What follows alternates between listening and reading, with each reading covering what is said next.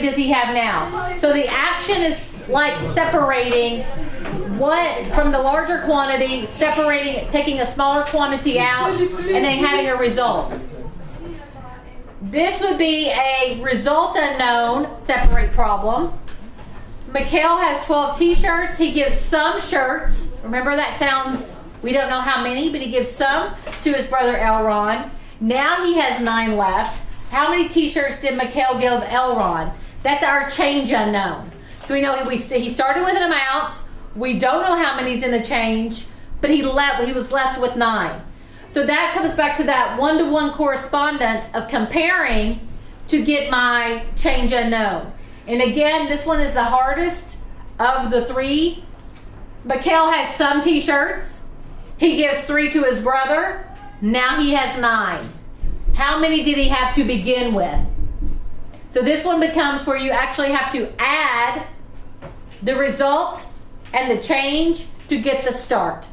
So again, this one is more complex, tougher to think about mentally than the other 2 problems. So in classrooms, what I recommend doing is taking old file folder and using, you don't have to use dinosaurs or something so big. You can use chips or other smaller counters to think about how you will think about the numbers. You will notice here, I don't have arrows from the change to result. And what was happening was that teachers wanted to argue with me about the arrows. And say, well, there really should be an arrow here. And it's really not about the arrows. It's about the structure of how you're thinking and how we can get students to think about problems. So I just put arrows everywhere. So now teachers in the U.S. can't argue with me about the arrows. So again, this was just an older one that I actually had. What's great about this is that it doesn't expire. Meaning that although we used small quantities today, you can use big quantities as well. Are you familiar with base 10 materials? Yes. So again, I can have 125 and use it with larger numbers, but still use my same structure. The other thing that you can do is you can use fraction pieces. So if I have 1/4, I'm adding 1/2. I can also figure it out with concrete fraction materials. So this isn't just for first grade, second grade. It can, if we teach this in first grade, students can build on it every year. So it doesn't expire. So it doesn't run out. So students can always use it. That goes back to us wanting students to be flexible in their thinking. So if we give them something like this, they can always be flexible. This is something they can always go back to in order to think about the problem. So always use base 10 materials when you're talking about larger numbers.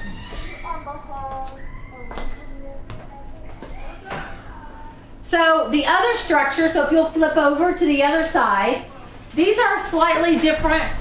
This is a different problem structure because some word problems, as we know, they don't have an action. So like the story about the word problem that we came up with about the horses. There were 12 horses, 9 of them were black, how many were white? There's no action that's occurring in that problem. We're not giving anything away, we're not adding anything to, they're just compare problems. And we can think about those in part whole. Singapore, have you heard of Singapore math or Singapore math curriculum? Singapore is very, very high achieving in math. And there is a curriculum out there called Singapore math, which U.S. teachers, again, I told you, they like to buy things. So when Singapore math came out, they wanted Singapore math, they wanted to buy it. And the reason it talks about things like part, whole. But again, you don't have to have that curriculum. You can think about doing this. So the 2 parts are combined into one whole. So an example of this problem is an example of a problem that would use this structure would be something like this. Lynette has 4 fiction books and 3 nonfiction books. How many books does she have? So we know that 4 is one of the parts, 3 is the other part, and we would have to find out what the whole is. Okay? So that's another way for us to think about the problem. This is another version of this problem. Lynette and her friend Victoria put 7 books into a backpack. Lynette put in 4 books.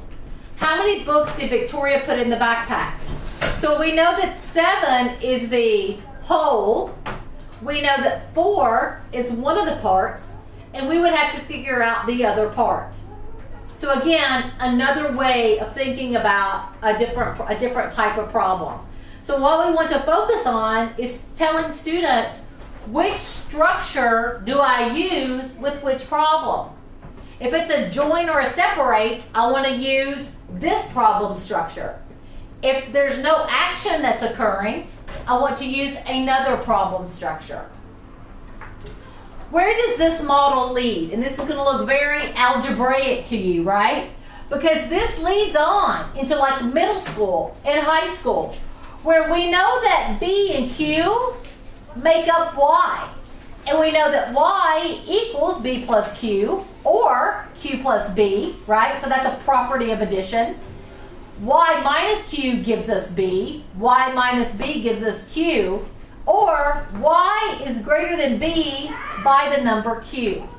So when students understand these structures, it develops more number sense than if we're just saying to them, memorize subtraction facts, or look for words in the problem to figure out what you're going to do. So this creates meaning of the problem rather than just having students do and think about it independently. This is an example of that Singapore strip diagram that I was telling you that's becoming, again, it's a model version of this part whole.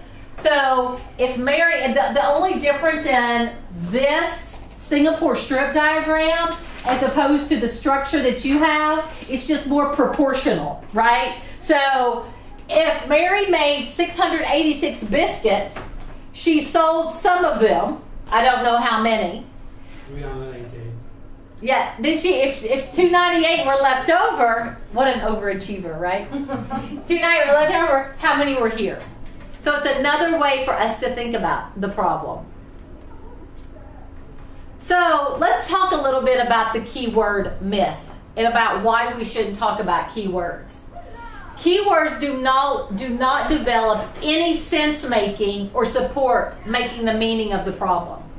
They don't help us understand or comprehend what's going on in the problem. It doesn't build structures for more advanced learning, like we talked about, how we can use these structures for fractions. We can use these structures for decimals. We can use these structures for larger numbers. We can't do that with keywords. Keywords also, sometimes they don't even appear in any problems. So when we tell kids, oh, circle the keywords and do whatever the keywords are telling you, many problems, especially the ones that assessors write, they don't contain keywords on purpose. And students use the keywords inappropriately. And middle school teachers will hate elementary school teachers if they teach keywords, because multi-step problems are impossible to solve with keywords because you don't know which keywords go with which part of the problem. So it's about developing sense or getting understanding of the problem. So here's an example of how kids can use keywords inappropriately. Mark has 33 packages of pencils. There are 6 pencils in each package. How many pencils does he have in all? 39? Because it says in all? No. It's actually a multiplication problem, but when kids see in all, they will say, oh, I just need to add. So kids use them incorrectly. So this relational thinking business is that we do want to start with a context. We want to set up a problem situation through a real world event or a story. And I'm going to be sharing with you a story in a few minutes. We don't want to start, like I did earlier, with just naked numbers. Kids can't put those in context, which again makes word problem solving a lot more difficult if they never have experience seeing numbers in word problems. We want to make sure that we start with the concrete, which we've done today. We also want to make sure that we use pictures, because again, that's at that semi-concrete level. We want to make sure we use pictures when appropriate to build into and to link to the concrete, and it gives us a visual of what's happening, and I'm going to show you an example of that. It is symbolic. We always want to use the numeric or algebraic equation of the number because that's what our goal is. But again, I always say make sure that, especially initially, that you have students experience the concrete at the same time that you're showing them the symbols. And then we also want to make sure that students can explain their thinking. So they can explain how they got the answer or how they solved the problem. So what our goal is to make sure that, is this someone that you know? I'm hoping not. This is what's on the blackboard. This is a little cartoon. This is what's on the blackboard. Teacher sees it. It's clear to the teacher what they're doing. This is what the teacher is saying. 2 plus 2 is 4. This is what she's writing, but this is how clear it is to her. This is what students are seeing. They have no idea. They're just looking. It may make no sense for them. So what do the students remember from all this? Nothing. So we have to make sure we give experiences that leave students with a mental picture or mental residue of the math. So many times we just talk to students, expect them to do it independently, and we never really know if they've learned what we've said that we've taught them. So just because I tell you something doesn't mean that I've taught it. And teachers in the U.S. do lots and lots of telling. I told you 8 plus 4 is 12. I showed you 8 plus 4 is 12. But just because I told it to them doesn't mean that I actually taught it. And just because you've listened or students listen, that doesn't mean they've learned anything. Okay? So we have to make sure that they provide us with lots and lots of examples of their work so that we know if learning has actually occurred. So one way in which we think that is very powerful of capturing students' thinking and assessing what students know and can do is through the use of what we call diagnostic interviews. And diagnostic interviews is just a way for us to capture what the students are thinking. Now, lots of times teachers have a difficult time of this because no instruction should be occurring during the diagnostic interview. Your role or your job during that diagnostic interview is to write down and to record how the students are solving the problem. So this is an example of one that I gave.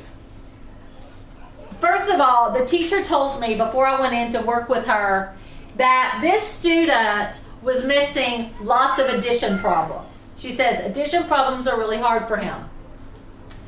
And so I gave him the problem 8 plus 4 equals box plus 5. I gave him that problem.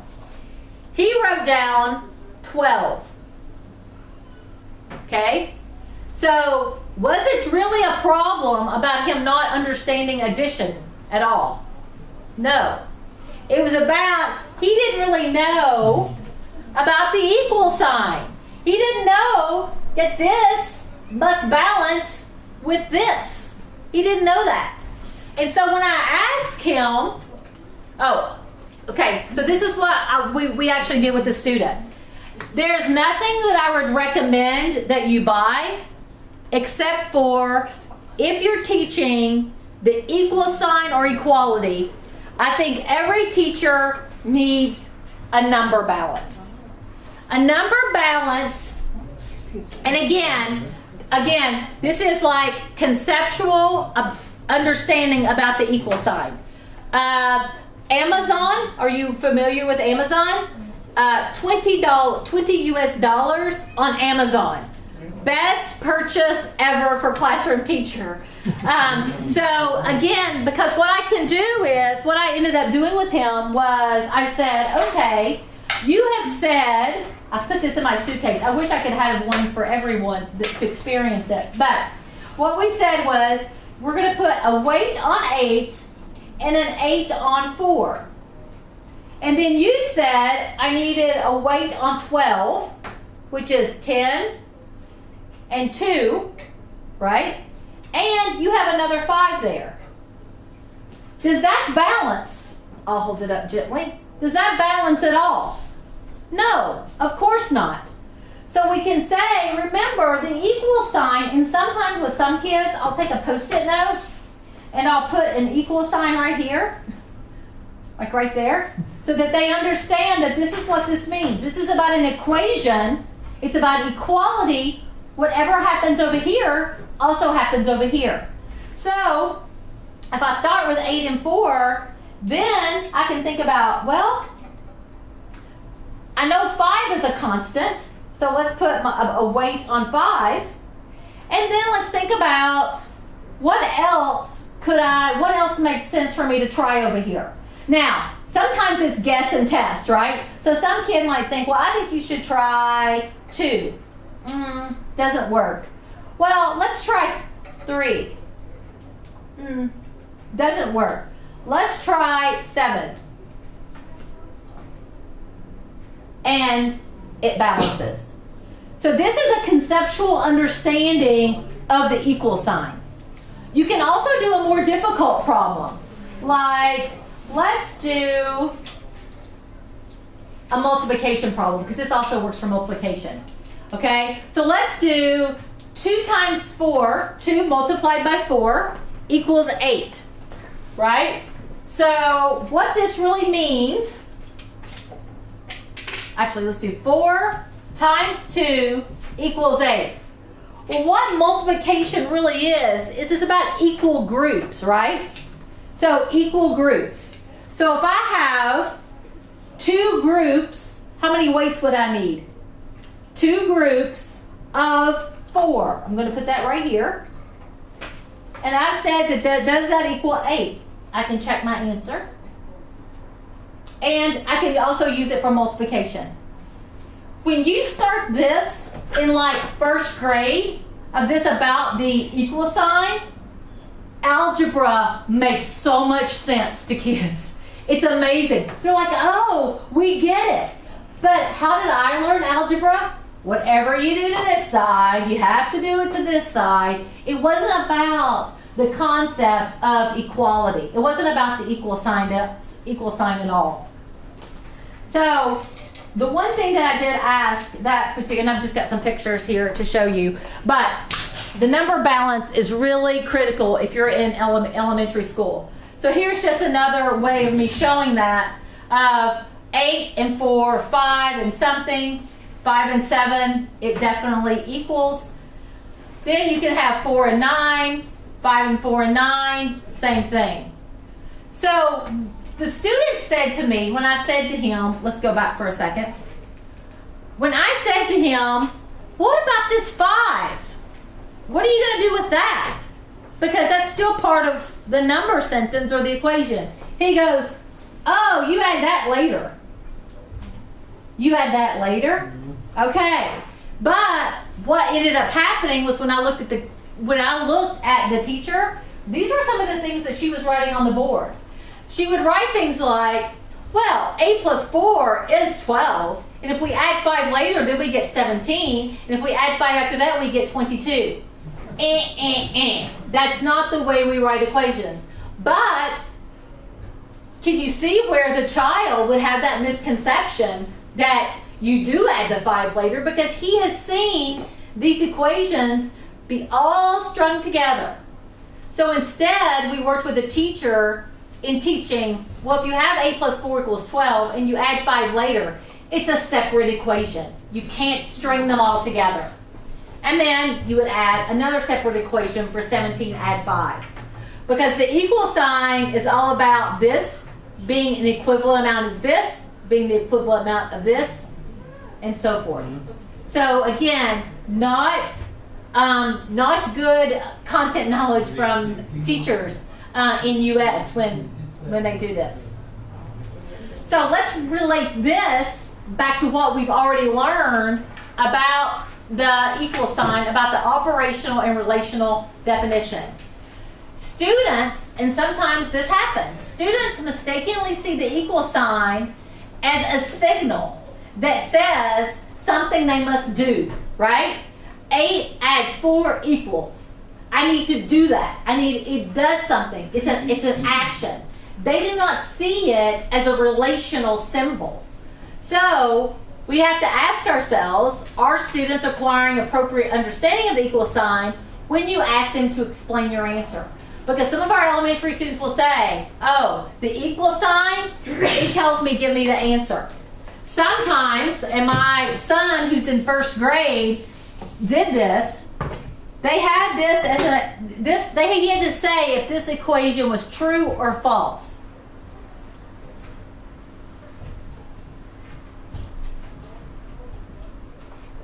Why didn't he like that equation, you think? Because normally he writes 40 plus 10. Yes, exactly. He's used to seeing it like this, right? So when they said this is, he was like, no, because what he'd been focusing on was the equal sign comes after the problem, and it always says, give me the answer. The other one that students don't really like is this one, because all this says is, what do you mean 50 equals 50? You're not doing anything in that problem. So if you want to think about, if your students know what the equal sign means, give them some equations and say, are they true or are they false? Because you'll be able to learn very quickly what level of understanding that your students have. But this relational understanding, students view this equal sign just like they would greater than or less than. Okay? Greater than and less than or equal to. It's a relational symbol. It talks about the quantities of the two amounts. It's nothing about give me the answer. Okay? So again, they see that equal sign as it relates. So why is this understanding important? Because let me tell you, if middle school students think of the equal sign meaning, put the answer next. When they move to algebraic equations like 3x equals 2x plus 3, they have no idea what they're doing. All they're going to do is the procedures that you have taught them. So the equal sign is really a huge prerequisite skill that we need to focus on for students very, very early. One of the first prerequisite skills of algebra is understanding this meaning of the equal sign. So we do want them, though, to develop basic facts. But we don't want to start them with memorization first. We always want to give them a concrete model. We always want to make sure that we have visual representations of what we're asking, or a picture, and then we will represent it with the numerals. We will represent that numerically for kids. And the whole way around, in the exposure to all these representations, we're asking students to talk about their math. We're asking them to talk about how they're problem solving, how they're doing. And then the goal is for them to have an efficient solution strategy that works for them. We don't want to push a strategy on them, but we want to show them some strategies, and one that works really, really well for them, we want that one to stick. We want them to use that one. We eventually want them to be able to do quick recall, but only when they already have this conceptual piece down. We want them to be able to do 5 plus 0 is 5. 5 plus 1 is, I mean, we want them to get there, and we want them to have those basic facts fluently, but not first. Not until we know that they have meaning of the operation. So, one of the ways in which we're going to talk about is setting a context. And this is a great book that is actually from a lady from China named Lily Toy Hong, and it's actually a Chinese folk tale. And it's about a man named Mr. Hacktack. And I brought the book here, but let's just see about what happens in this book of Two of Everything. And this is something I think that could set a context for elementary, it could set a context for upper elementary, it could set a context for middle school. So, this is a story of Two of Everything. Once, long ago, in a humble little hut lived Mr. Hacktack and his wife, Mrs. Hacktack. They were old and very poor. What little they ate came from their garden. So you can see that one spring morning, when Mr. Hacktack was digging into his garden, his shovel struck something hard. Puzzled, he dug deeper into the ground until he came upon an ancient pot made of brass. How odd, Mr. Hacktack said to himself, to think that I have been digging here all of these years and never came upon this pot before. I will take it home. Maybe Mrs. Hacktack can find some use for it. So the pot was big and heavy for old Mr. Hacktack.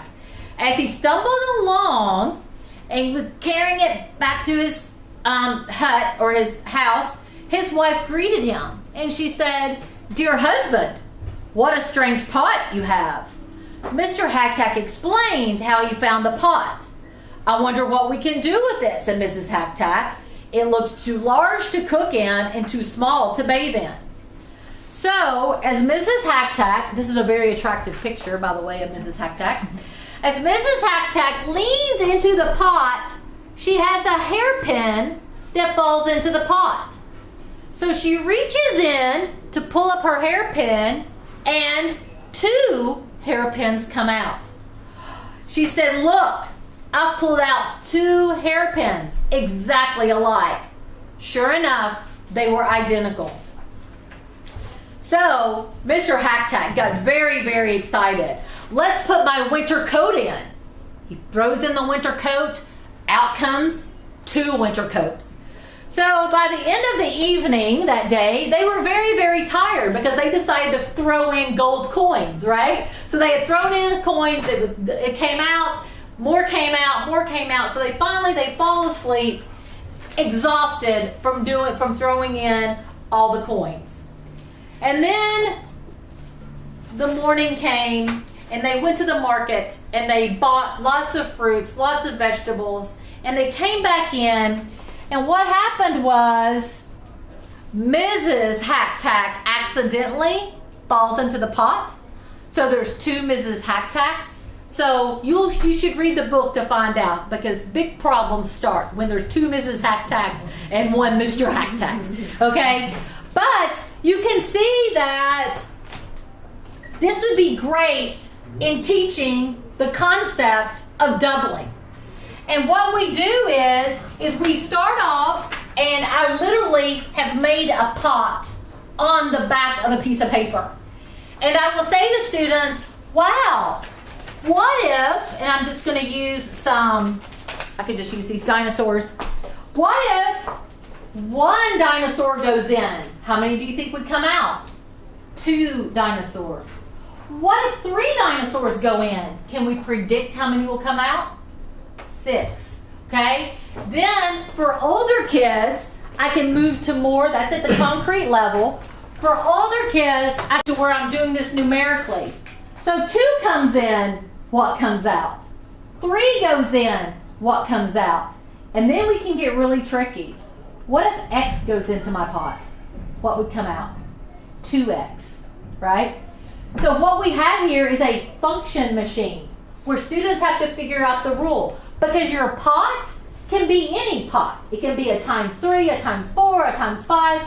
It doesn't matter what the pot is, but it's about setting the context of a story to engage students in the mathematics. So one of the reasons we did this with a student that was struggling, and we actually used, because he really liked the story, he was a 5th grader who was really struggling with this concept of multiplication. And so what we did was we said, okay, and they printed off, my graduate assistant printed off fancy pots. You know, I like to do things cheap, so I was like, I'll just make the pot. But you can see that we would say, okay, if 3 coins go in, what comes out? And what would be the equation that would represent this? Well, I have 2 groups of 3 that would give me 6. So the concrete is here, and the numerical representation of what's going on in the pot is actually there. So here's a student, and again, you don't even have to have the book to tell the story.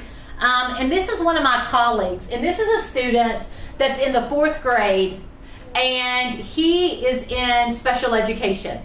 And the teacher had been working with him on multiplication for many, many weeks when we went in to provide her with some help.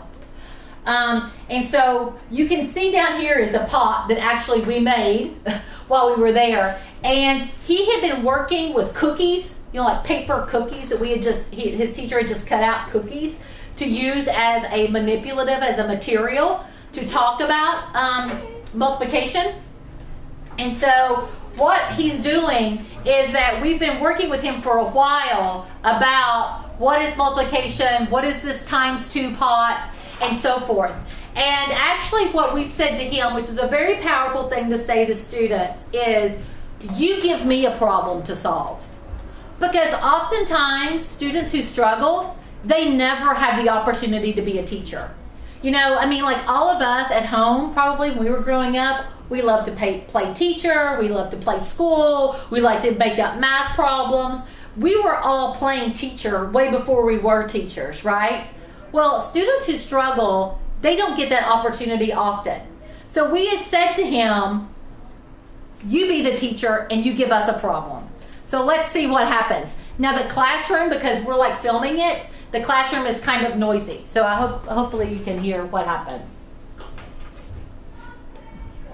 You have to set the problem, and then I have to write it down. So right here is times 2, as you can see.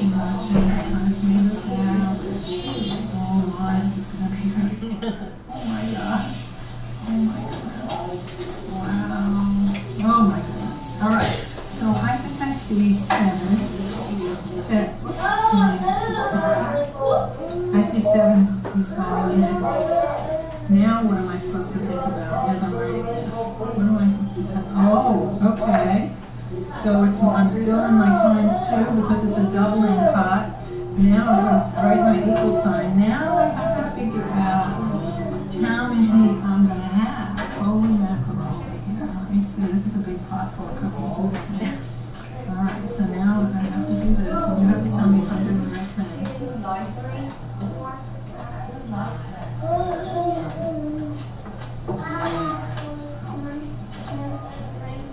Did I do the right thing? Yeah. You sure? Yeah, sure. What about this one over here? Nah, that Okay, get rid of that. Let's not try this. Now, should I go like 1, 2, 3, 4, or what should I do?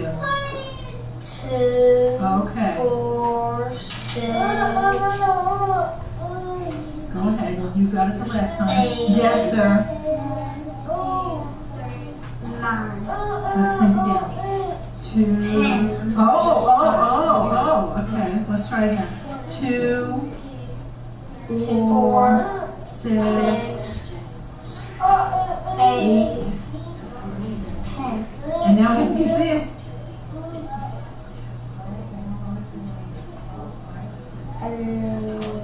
12. Yes.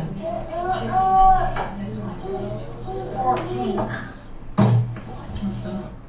So again, where the explicit instruction comes in, we did not allow him to go 1, 2, 3, 4. When you're thinking about multiplication, you're thinking about equal groups. So we wanted him to say 2, 4, 6. He had no idea what he was doing before this lesson. But through our modeling of saying, here's how we're going to count these. Are we going to count them like this? No. And you notice that he even did his fingers the way that Karen had done her fingers.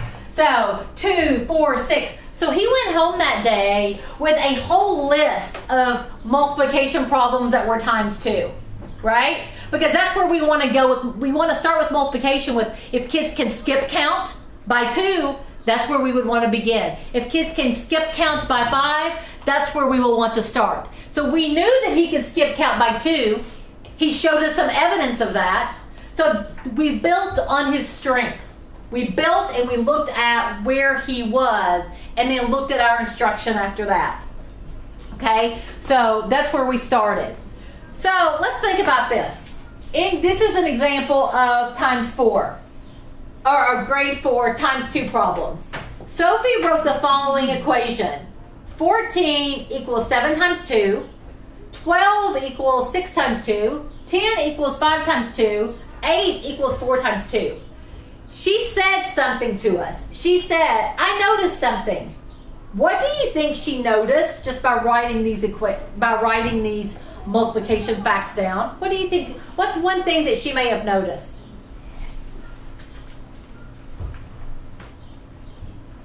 That if we increase the group size by 1, then we increase the product by 2, or decrease the product by 2 if we decrease the group size by 1. So that's really important. This is what we want students to understand. This is what we want students to conceptually have in place. We just don't want them to memorize. We want them to understand, wait a minute, there's a pattern. Do we want to say to them at the beginning, hey, I got something for you. This is the deal. If we decrease our group size by 1, then we can increase. No, that's not what we want to do. If students notice that, then we say, ah, that's interesting. Does anybody know anything else? Oh, you figured out it. Kids like it when they come up with it on their own. Now, do we want to guide them with this? Absolutely. We would never want to we would want to structure it so that we're writing the equations in the order in which makes the most sense for them to see the pattern, but we would never want to tell them straight up, here's the rule. Whereas in reading this morning, I said, you need to tell them the rule straight up. But that's different. Students won't remember the math if we tell them the rule. They need to conceptually hear it and understand it first. So the generalizations that we can make is that multiplying by 2 results in an even product. That's something that we can say. Is that true? Absolutely. Every product was even when we multiplied it by 2. When one factor, 2, stays the same and the other decreases by 1, the product decreases by 2. Is that a generalization or a rule that we can make? Absolutely. Or multiplying by 2 gives a product equal to the sum if you add the number to itself. So that's that whole doubling idea. Doubling. If we add, it's like multiplying by 2 is like adding the number plus itself. So those are all generalizations we can make. Now I have one more diagnostic interview to show you. And again, this isn't a very good example of a diagnostic interview because there are some teaching that occurs, because it gets very painful to watch when you're not supposed to be teaching and yet you see a student making an error. And I want us to think about, while you're watching this video, I want you to think about what are some strengths mathematically that you see with this student, and what are some areas that you think we could work on. Okay, so let me give you a little background. This guy is in the 9th grade. He is a struggling learner. We're actually in a community center. I teach a math class in the summer. So in 2 weeks, I'll be teaching a math methods course every night, Monday through Thursday night. to students getting master's degrees in teaching. And we have class for an hour, and then kids from the community will come in, and my students will work with them, and then they will leave after an hour, and then I will teach my students again for an hour. So it's a 3-hour class.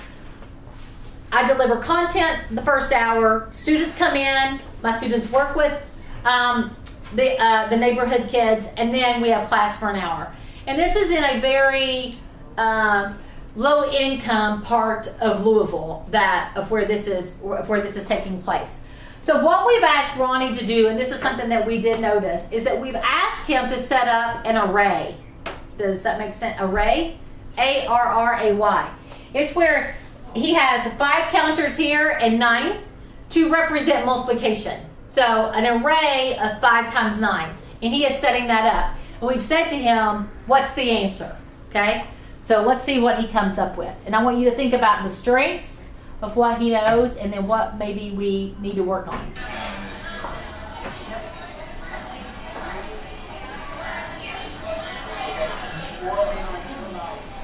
Count, count, count. You will notice. Overcount. Very inefficient. How many you got? Wait. Count them again. Wait up. I'm good. Shh. I'm good. Right. Okay.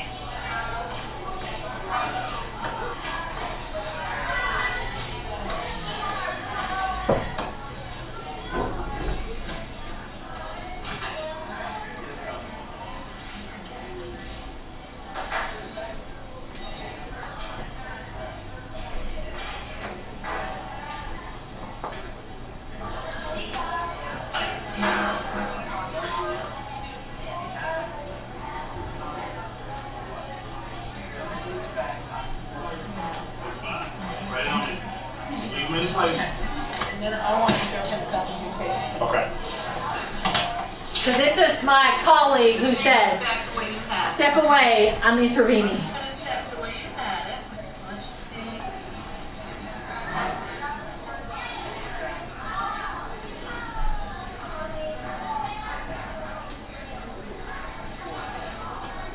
Okay.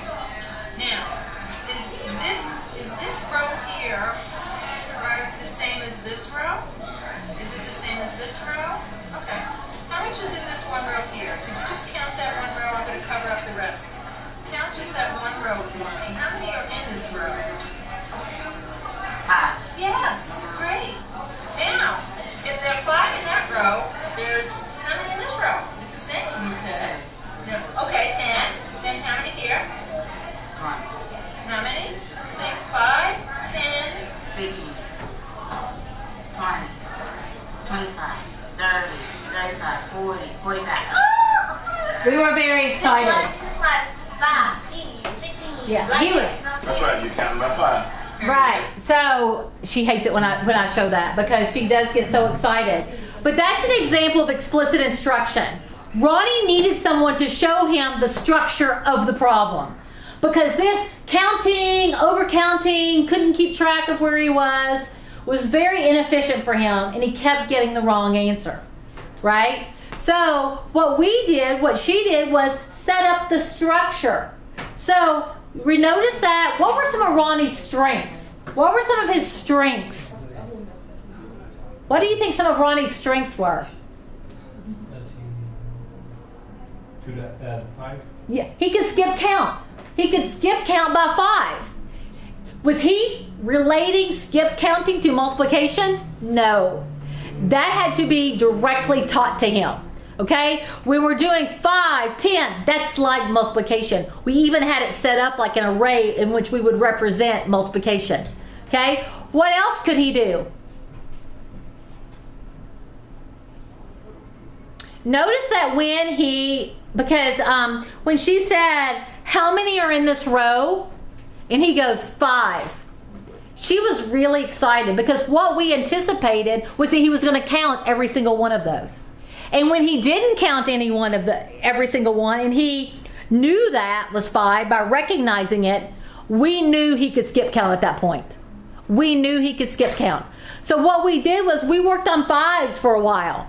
Then we moved to 10s, because if you can skip count by 5s, Then the next skill that we went to were tens. He was in the 9th grade.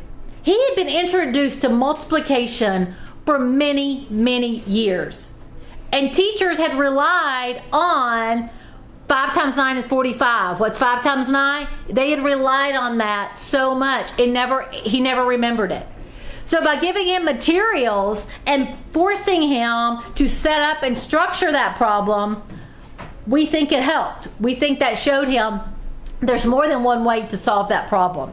Now, he is a student in special education. So he had been in special education all of his school career. So he was in 9th grade, and but anyway, we were really excited about to work with Ronnie. So we talked about what were some of his strengths. We talked about where do you go next with a student like Ronnie. And again, sticking with skip counting. That's big for him because we tapped on his strengths. We didn't just tap on memorize, memorize, memorize, because that had not worked well for him. He had not been successful with memorize, memorize, memorize. So again, this focus on skills, right? So if on an assessment, and this was actually an assessment item given in a state in the United States, and it said, estimate what this answer is closest to. Estimate what this, without any paper and pencil, you don't even need to use paper and pencil, estimate what this is closest to. Well, what happened was, we know that it's 23/24, right? Which is close to 1, right? Again, fractions, it's close to 1. Look at what this student did. Another example, the sum of 1/12 and 7/8 is closest to what? Again, 20 is an answer, 8 is an answer, 1/2 is an answer, and 1. In your experience with students, which do you think they would choose? In Sweden, because I know what U.S. students choose. What would Swedish students say that are in 4th grade to this? What would they say is the answer? Would they get the right answer? Most of them? What would they say, do you think? Yeah, I think. 20. Same in US. Because what did they do? And do you see how they got 20? They just added the denominators to get 20. Can you see why the assessors would put 8? Because they would just be adding 1 and 7 to 8. Why do you think the assessors chose to put 1/2 on here? Some students think fractions are really small things, right? And if we add 2 really small things together, we might get a 1/2, right? So I think that was the logic behind putting C on there. Obviously, the correct answer is 1. Look what this student does. Oh, look what he does. He finds common denominator. 2 24ths over 21 24ths equals 23 24ths, and it's closest to 20. So this is a student that obviously has no understanding of how big fractions are, right? If he can say to himself 23 24ths is closest to the whole number 20, then he doesn't have any conceptual understanding of fractions. One of my favorite activities to do with kids is to do a number line, right? Have 0 on one side of the room, 1 on the other side of the room, and give kids fractions and say, find yourself on a number line. And they'll be like, oh, talking about really knowing how large a fraction is that when you have them put it on a number line, that's huge. Because then they get a visual relationship of where the fraction falls on that number line. So they know that 1/2 is halfway between 0 and 1. They don't get that we have to treat fractions are numbers, just like whole numbers are numbers. Fractions are numbers. We need to count with them. We need to work with them. But this is what U.S. teachers do. Day one of fractions. This is what they say to their students. Again, this telling approach. This is the deal about fractions. This is what US teachers say. This is the deal about fractions. The top number is called the numerator. The bottom number is the denominator. When US teachers tell students that, you have immediately doomed those kids to think of that as two separate numbers.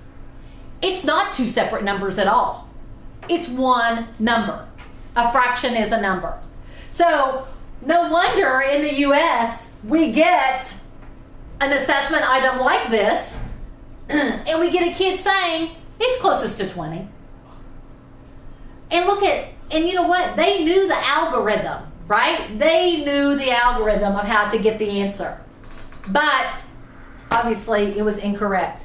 So this is where these two worlds, as we like to say, collide. Of making sense of the problem and the skill of solving the problem. We're not saying skill's not important, but that understanding has to happen first. We're not saying never teach the algorithm. Sometimes the algorithm is absolutely necessary. Like if I was adding, had to actually come up with the answer, but that's not what it says. Closest to. This is an estimation activity where they shouldn't even have to go through with this. But what ends up happening is when an assessment is timed like this, they're looking and saying, wait a minute, what's the first answer I see? And can I make sense of this answer with these two fractions? Well, of course, 12 and 8 is 20. I'm going to mark 20. Okay?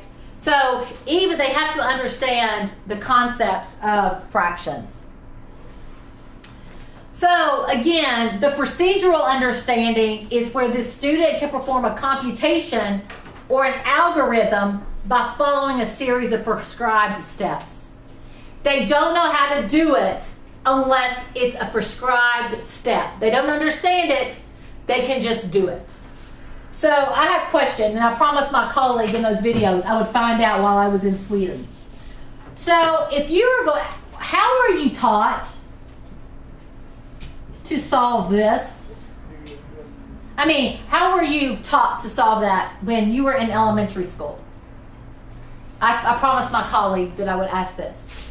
Oh, good. Same as in US. Okay, so I have this, and then I flip some. Yeah. And then do this, and then I equal this, and then that equals 2, right? Same as in US. And our joke in US is, don't ask why, just invert and multiply. Because some of our struggling students will come to us and say, this doesn't really make sense to me. Because never before have you ever told me that if I don't like 5 take away 1, I can just change that sign to an addition sign. Never before have you said that to me. Never before have you said to me, if you don't like this number, if you don't like 51, you can just make it 15. You've never told me that before. So what ends up happening is we lack this conceptual understanding. And then students will say, in terms of fractions, you mean 1/2 divided by 1/4 are 2 whole pies? Is that really what this is? Instead, we need to start thinking about what do students know about division before we introduce division of fractions. If I gave you this problem, and I came up to you, or a student came up to me and said, I don't really get this. How would you help them solve that? You have counters, right? So you would say, oh, I have 25 counters. I need to give them to 5 different people. 1 for you, 1 for you, 1 for you. And you would divide them all out, and you would know that each person had 5. Can we use that same logic when we talk about fractions? I just love talking about fractions. I told you this is like my passion, right? I could also ask how many 1/4 are in 1/2. Now I don't have fraction pieces here, but I would have 1/2, just like I had 25. How many 1/4 are in 1/2? 2. There are 2 1/4, 1 1/4, 2 1/4 in 1/2. So it's not 2 whole pies, it's 2 1/4 equals 1/2. Now, American teachers, this blows their mind. They're like, why didn't anybody tell me that? This is what's going to set you apart from everyone else. You have this knowledge called mathematical, pedagogical content knowledge that separates you from the average person at the market, right? Because you know how to teach students this way. You're not just saying, don't ask why, just, I tell you, I tell you, I tell you. No, we're not doing that. Now, I want you to do this one in your head. So you didn't know that you were going to learn some math today too. I want you to do this one in your head and whisper it to your neighbor just to check yourself. 3.5 divided by 1/2. Think about it. Create those visuals in your head. So again, I can help. I have 3 wholes and 1/2. How many 1/2s? 3.5. 7. Awesome. You just did division of fractions in your head. Now, with kids, I would never say, okay, well, let's do this one next. 6/12 divided by 3/8. No, I don't want them, because you know what? You know that invert multiply business? They need that with a problem like this. I don't want to push them. I want to give them something. I just want to push them just enough where they can be successful and still think about the fraction.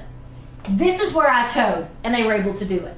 Okay? So that's the difference. That's the difference in knowing your problems right up front. A lot of times I'll see teachers, and they're just like, any problem, they're just coming out of their head, any problem. We really have to be systematic in the problems that we give, because we want to push them just enough.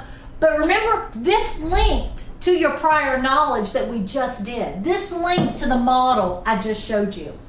Okay?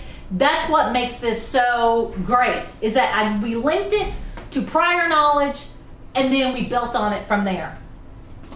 That's what conceptual understanding is. That's what we need to be focusing on in math. Not this invert flip business, invert multiply. We need to focus on the sense making of the problem. Is it logical? Can we make sense of it? A conceptual understanding helps students in applying it later. It limits the amount of reteaching that we have to do, which is a big deal, because again, with these struggling learners, we're having to march on, and they sometimes don't have those prerequisite skills. So we have to limit the amount of reteaching, so we have to start early with doing their conceptual understanding. And then we always want to focus on problem solving. Can the student, without a specific algorithm, can they figure out the problem on their own? Do they have more than one way to solve the problem? Can they think about that problem in more than one way? So that relates to that. So one of the ways in which we can actually show this, and I have a handout for you here, is through the use of a link sheet. And a link sheet is a way, and I'll show you some examples of this. A link sheet is a way for us to assess about student understanding, and if they can use multiple representations with the math. So I will show you how that works. Once I get back up, make my way back up here.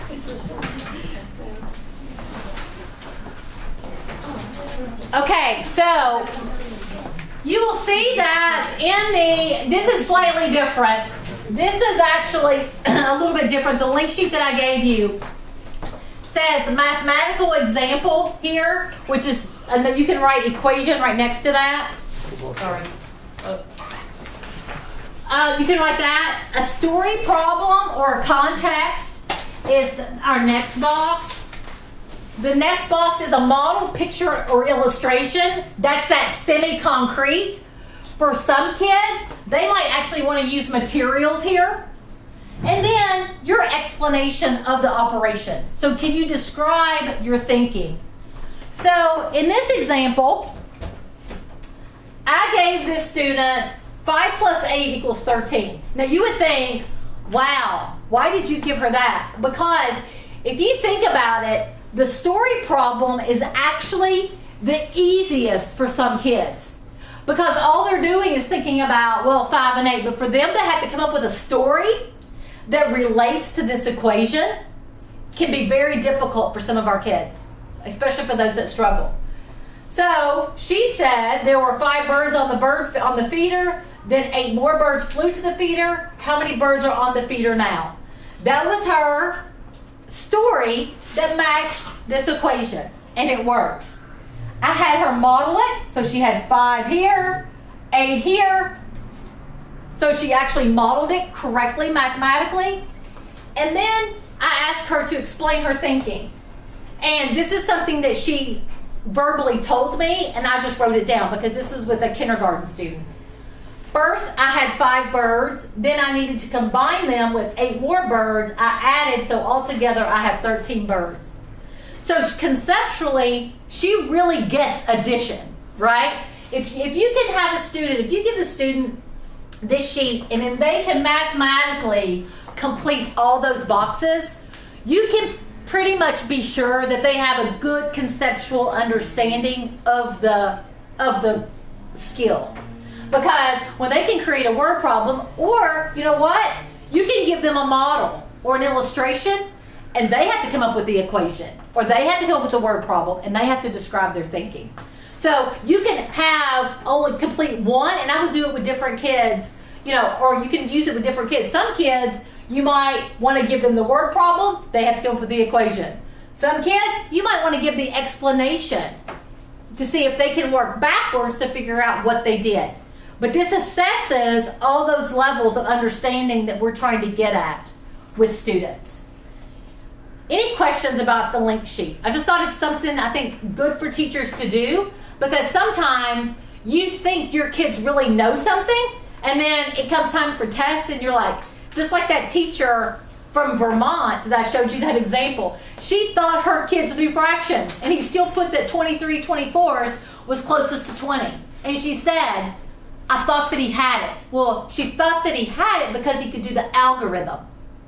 So I think this is, could you find this useful maybe in giving it to a student to see where they may be having some misconceptions related to the math? Good. So what do all students need? They need to understand the mathematics, why it works, the big ideas, the underpinnings of the math, why they work.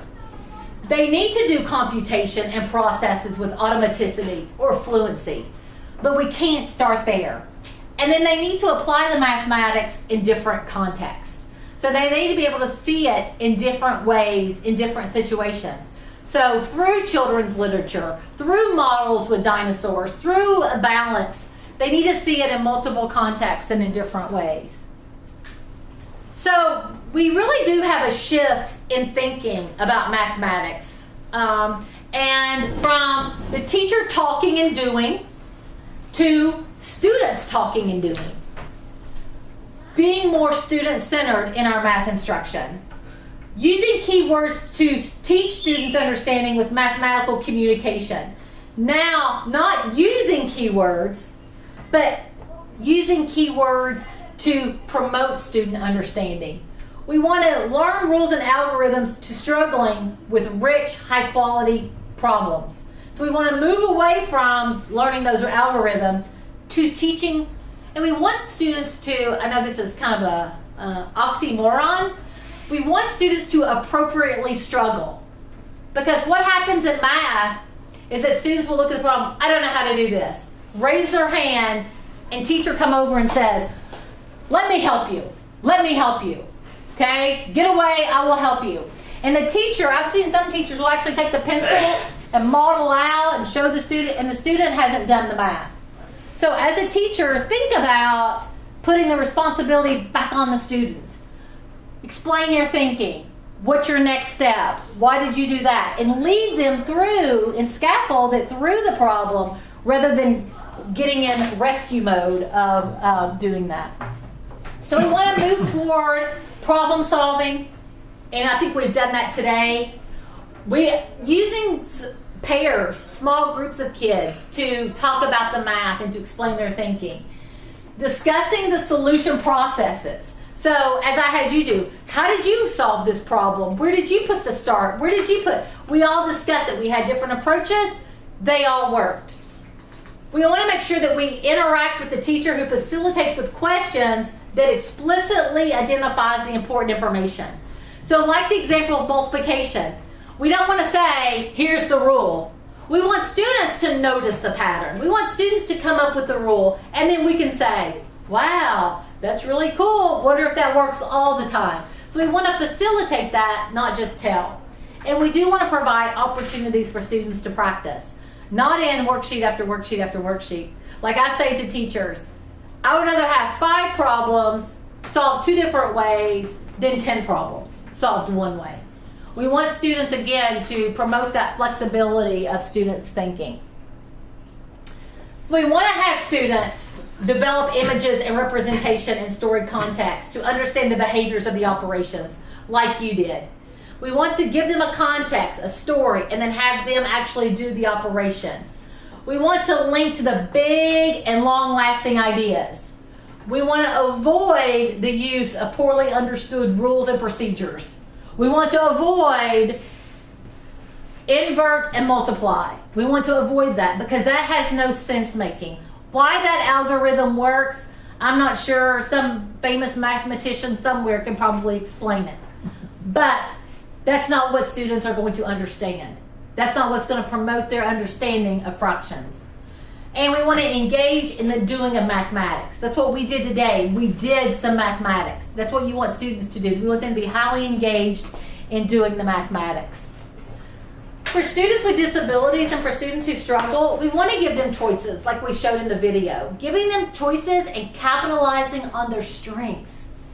Sometimes they have so much working against them. They don't know this prerequisite skill. They don't know that prerequisite skill. But we want to capitalize on their unique strengths. We want to build traits of resilience, right? We want them to attend to the problem and stay with the problem for a while. We don't want them to go into that mode of come rescue me because I don't know what I'm doing. But we also want to demonstrate an ethic of caring because we do care about our students. And we want to make math irresistible. Irresistible to students and irresistible to parents. And sometimes this is a battle in the U.S. because you have lots of parents who will say this, why are you teaching them that way? It worked just fine when I learned how to blah, blah, blah. And we have to say to them, stop. And in the U.S., how does that work for you? We're still at the bottom. We're still at the bottom in math performance internationally. So how does that work for you? But we want to give them some leadership in their own learning, which we did with the other one. One of the things that a teacher from one of the math projects said that she realized how valuable the diagnostic interview was for her. So the diagnostic interview, where we give a student a task and we see how they're approaching the task and they actually describe their thinking.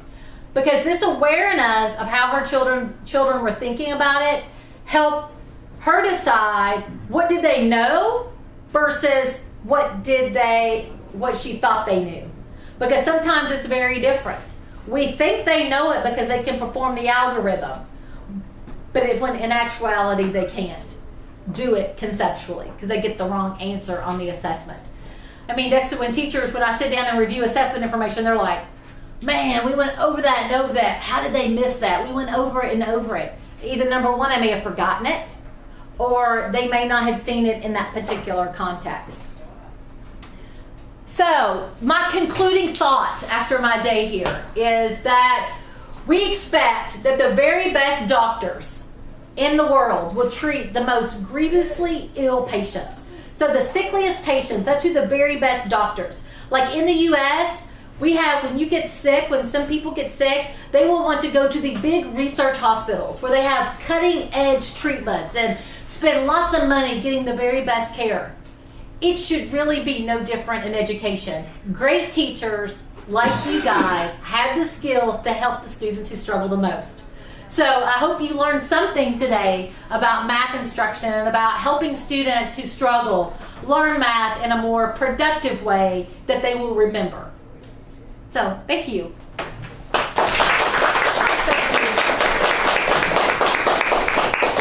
Oh, and here's my email address if you want to ever email me or collaborate with me, or if you say, I have a student doing this, what do you think? I will be happy. Now a problem for you. Can you count it? Yeah.